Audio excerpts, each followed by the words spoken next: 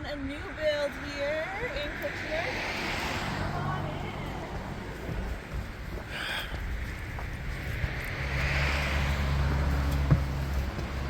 So as you can see, there's lots going on right now. Lots of trades have been in and out of the property on this new construction. And it's our turn. So you can see that they are ready for the stairs. The stairs should be one of the last things that we do. The homeowners are moving in less than a week. So we are here to get them done. Lots of trades have been in and out all week. And as you know, you've heard us say it before, we have to be the only ones here. We can't have people using the stairs. So we've been waiting. We did a bunch of prep yesterday while there were still people using the stairs. And as you can see, they're quite dirty, so we're gonna have to get started making sure that we clean them so that our glue is sticking to the wood itself and not the dirt that's there. But we have the two sets of stairs, both of them with these little landing exchanges in them to get done today. So it's about 30 stairs all together that we're gonna be trying to crank out in one day so that we can get them set, so that the rest of the trades, the plumbers and everything and electricians can get in tomorrow, on Monday, so that they have a day to set before anybody is using the stairs. So we're gonna get started on the cleaning and then get to work. So these top stairs were not quite as dirty, but the stairs in general were quite dirty, and more so some from the mud outside, given that there was no grass to alleviate that, but some also from the drywall process. So even if you have rough stairs, you do want to have them covered in a paper while the drywall process is going on, because any of those chunks that create clumps. And so not much of you have to actually scrape them off by hand before you're able to sweep. And then as always, we use the blower to just get any of that fine dirt because we get air and before we get going with our adhesive, just so that we have a really nice solid connection there. And yeah, we're gonna get started. So you can see that our installer here is nailing on what looks like unfinished, but this is actually paper that's been put over top of the flooring. So the flooring here has been completely done at this point, and so we are ready to get started. We do always start at the bottom of a staircase. In this case, again, that flooring here has been done, so this is the bottom of our staircase. And we decided to do it this way because it was most important that these top stairs have the most time to adhere. So we went ahead to do this installation before we did those ones down to the basement. So as I mentioned earlier, we did have all of these boards pre-cut and ready to go the day before for this set of stairs. And as this installer is working, I was going around and finishing up some of the cutting for the other stairs. So you can see here this installation process, it goes fairly quickly when everything is obviously pre-cut and ready to go. We just use pencil on top of the vinyl to number them, and then those can just wipe off as well. And you can see here you want to make sure everything is nice and clean and tidy before adding that adhesive. We're using that PL Premium there. We do have a number of videos that show you in detail how to do this installation step by step, how you want to hold it, how you want to click it, how you want to apply the adhesive. So if you are going to be doing your own job, then definitely go and check one of those out, because obviously this is quite sped up for the process here. And what you maybe just saw is actually during the adhesive process, they came unclicked, which does happen every once in a while. So just got to get them clicked back on and keep going from there. We have had a number of questions about why we might start at the bottom. Obviously, we'd love to start at the top. That would make the most logistical sense, given the fact that, you know, you got to be standing on the stairs to be working at the top, and you don't want to be pushing out the ones at the bottom. But our reasoning for this is the ordering of what happens. So you can see here, this is the nosing that's being adhered. Okay, it's going to slide on and it's going to go all the way to the back. When you rip that second board, cut it longwise for the depth of that step there, you're going to do your best, but it's never going to be exactly straight. And so there's always going to be little deviations from what's there. And so when you put this riser on, you want it to be on top of the step that's there. Okay, and then you want to have the ability, and it goes by really, really fast here, so you guys don't get to see it a lot, but you want to have the ability to actually put a tool at that top of that riser and push it down to make sure that it is a solid connection between the tread and the riser.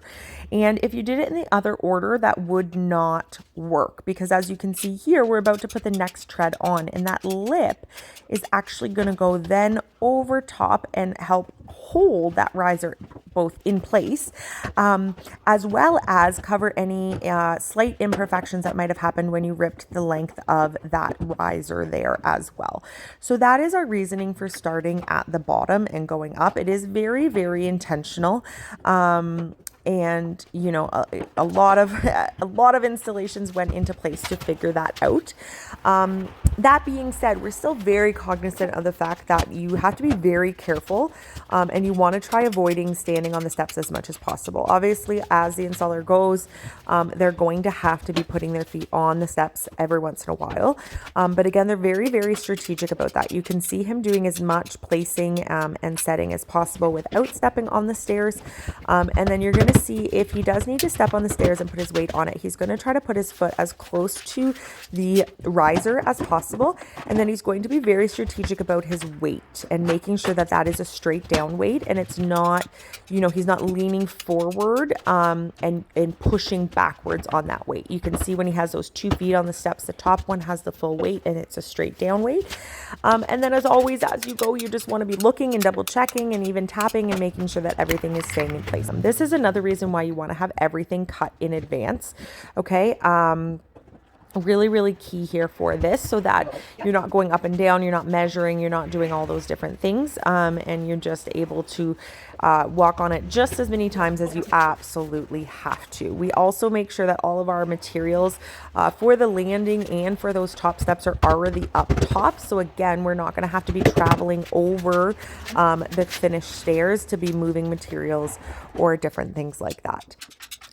All right, so getting up to the top here, after this riser is in place, we're going to be switching perspectives so that we can get started on that installation on the landing. So you always want to start when you're prepping your pieces with that nosing in place, and wherever that click ends up is where your next full board is going to run. So you see here we have this really tiny little piece that needs to go over to the left hand side. This is simply going to fill in that space, and you'll see when the nosing is then put into place, it's going to line up directly so that that end click is a straight line all the way across for that next row that's going to come in as a full complete row there. So definitely lots of cutting and configuring in advance. Also, these top pieces here can be a little bit tricky because the top part of that nosing generally needs to go wider than the nose itself. So you can definitely do the jigging on that, but you also have to be thinking about how you're logistically actually going to slide that into place if you make the top part a lot wider than the rest of it. So now that that front edge is in place, this really is just a vinyl flooring installation. All of these are just flat boards. They haven't been modified in any way. And we're going to go about doing that installation. Just like when you're installing any other flooring, you want to make sure that each row you're alternating where those connections are, and you're getting fairly tight to the walls, but understanding that you are going to have that trim go in place there. The big difference, though, is that you have to be aware that you are pushing up against a nosing. So any backwards pressure towards that direction, whichever board has, is going to be possibly pushing that nosing out of place. And what you can see here is that we'd had to add that little piece over on the right-hand side. And so we are just actually putting a little bit of tape to make sure that that is fully supported while we go about doing the rest of this installation. It generally gets a little bit easier after the first row or two because that extra width is going to help support it, but always just double checking, giving it some reverse pressure on that nosing to make sure that it's staying in place, and or having somebody there to help support it is generally really, really helpful. But like I said, the rest of it is just going to be this installation just like you normally would. So you can see the rows getting put into place. If you do need to tap things into place, you always want to be using a little cutoff of vinyl so that the clicks are supported and not having pressure against them. Although this particular vinyl, we really didn't need it. It had a really beautiful locking system, and so you can see the mallet being used a little bit on those sideways connections, but otherwise it was fairly straightforward to be getting put in place. You saw him there just double checking that nosing, constantly thinking about making sure that is in place.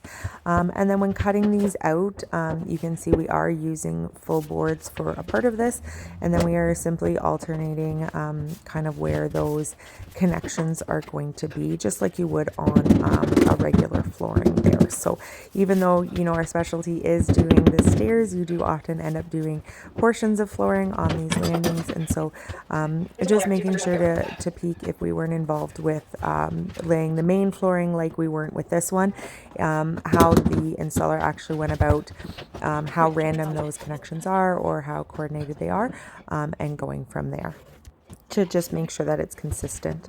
All right, so we are ready for our last board. This one was not pre-cut, and the reason being is that the amount of space that you actually have for that last board is going to be different when they are actually all clicked into place. So while we dry fit and laid all the boards out, it's going to be a little bit different once it's actually all clicked into place. So we wait until we get to that final one. We had it cut left to right, and then I just went out and stripped it, and then we get it installed in place here.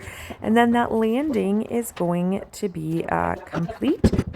Give it a little bit of a wipe down, and then we are ready to get started on the next set of stairs. So I've obviously cut it out, but we did take a little bit of a pause here. We made sure those top steps are all nice and clean, and we actually moved a lot of the material down that had been all up on that top landing area, down onto the landing that we've just finished installing, so that it's all there and ready. Again, reducing the amount of times that we have to go up and down the stairs is definitely key here. And then we just start the whole process over again.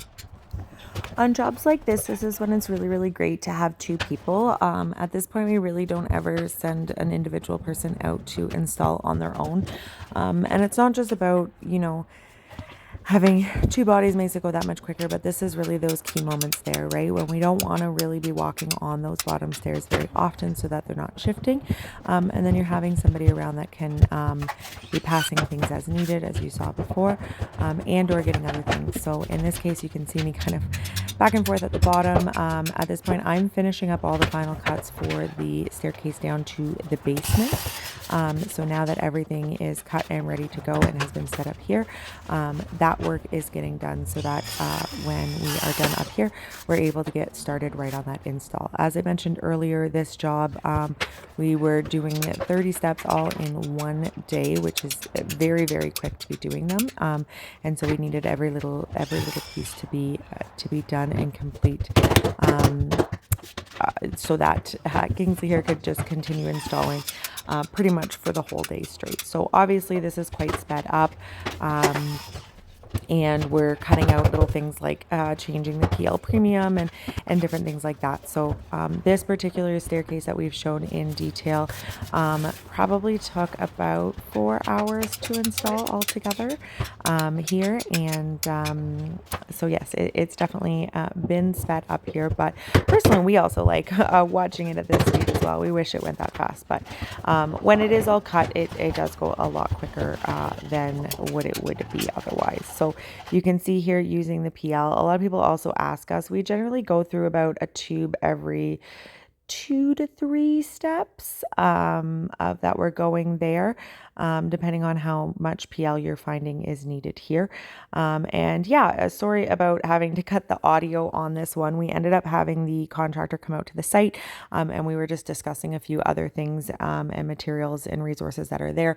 So that's what we've just had to block out there for privacy reasons. So I'm sorry if you're like me and you like hearing the little clicky of the PL gun. That's why that has been taken off here, and you know why I had to kind of be up and down down those stairs maybe a few more times than we wanted. But as always, the contractor in this case that had hired us, the people that were building the home, and the end customers, they are king. And so when they show up on the site, you gotta kind of accommodate and help out there as much as possible. These ones are awesome. They were absolutely phenomenal. In this case, we were actually short one box of vinyl, and they came right out to make sure that we had what we needed. So here we go on our last riser. We're ready to go. That top nosing was actually put into place ahead of time so that they could do the flooring above already.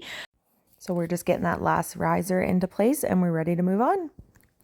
So as I talked about before, having two people on a job, here you can see us switching roles. So all of the noses and risers were pretty much cut and ready to go down below. So Kingsley headed down there to start doing that install, and I came on up to do the caulking. We gave it maybe about 30 minutes to an hour to just initially set, and then I got started on this.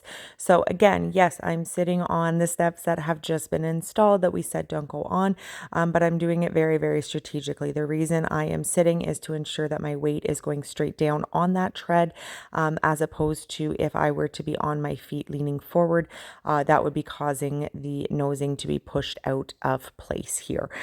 Personally, I like to do a few steps on one side and then flop over to the other side. This keeps me from going up and down quite as many times, but everybody does it a little bit differently. And when we're talking about timing, this whole staircase, so this one, the landing in the bottom one, took me about an hour. So it's not a huge amount of time, but again, I have a lot of practice in it now, and I've gotten pretty quick at it. Having the right tools and the right caulking really is key here. I absolutely love it when they paint the stringers white, because the white caulking, I swear it has a different texture than the colored ones, even though they're the same brand, and it works a lot better. The other thing that affects this is how much wood graining there actually is in the vinyl itself. The more graining and texture there is, while that's good to not slip, it actually makes the caulking a little bit more difficult, because when you go to scrape it off, it wants to sit in that graining. So just a little bit of extra scrubbing that happens, a little bit more pressure on the wrists, but I guess at this point I have nice strong wrists, so we are good to go. So you can see I've worked my way down and around, and then there's a good amount down around the bottom of each of the staircases, around those individual areas, and then coming in over here and doing that other side there. Just like with the installation of the risers and nosings, I suggest you check out our channel, and there are detailed videos of how to do this with closer ups and slower speed, so you can see the techniques as well as the tools that I use. Like I said, I've tried a whole bunch of different ones at this point, and these ones are my favorite. Not at all endorsed to say that, but they definitely work really, really well. And then just a wet cloth is the key to getting it off there at the bottom. And that's it, completely installed. An absolutely beautiful finish. We love that the flooring at the top matches the flooring along all the stairs. There's no noses, there's no lips, there's no transitions, and it gets it done. We're so happy for these homeowners. They've been out of their house for a year and a half after the fire, and with these stairs done, they only have a few more days till move it. And here we have the final product from the bottom all the way up to the top. A little bit of trim needs to be added, a paint dot touch up, but it really is beautiful, and I'm absolutely obsessed with this vinyl that they chose. Please make sure to give us a thumbs up if you like the transformation, and hit that subscribe button so you can see all the rest of our content. As I said, there's detailed videos on our channel about all the different aspects of this installation that go much slower and in much more detail. So we hope you check them out, and we hope you love this transition almost as much as we do.